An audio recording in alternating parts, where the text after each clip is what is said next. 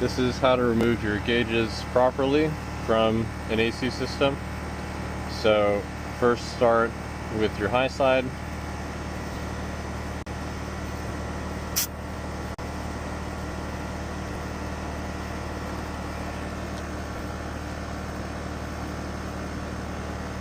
Then we're going to open up our manifolds, and when we do that you'll see that the pressures equalize.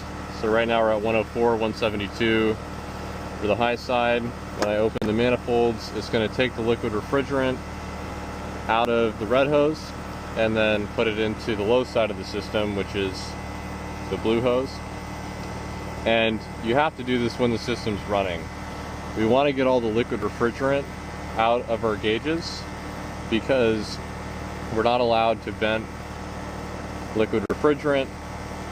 We can vent vapor refrigerant though. So now that the pressures have more or less equalized, we can go ahead and take off our low side. Make sure you're purging your gauges before doing this when you're hooking up to the system. So we got the liquid refrigerant out of the gauges, but now we want the vapor refrigerant out of our gauges because we don't want to have blown seals, especially when your car gets hot. So we just open up. I just do it from the bottom here. I open up my hoses and I can see on my gauges that there's no pressure in there anymore.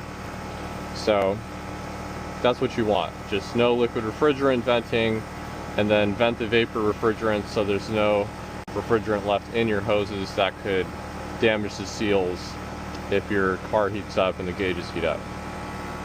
And then one other thing I'll mention is when you're putting these locking caps back on the system, you can see there's an O-ring in there. Hopefully you can see that.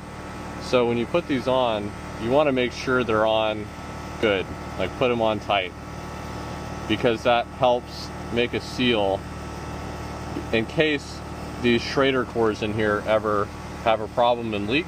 Then these locking caps with the O-ring will help keep the system sealed over time. So you just want to make sure these locking caps are on tight.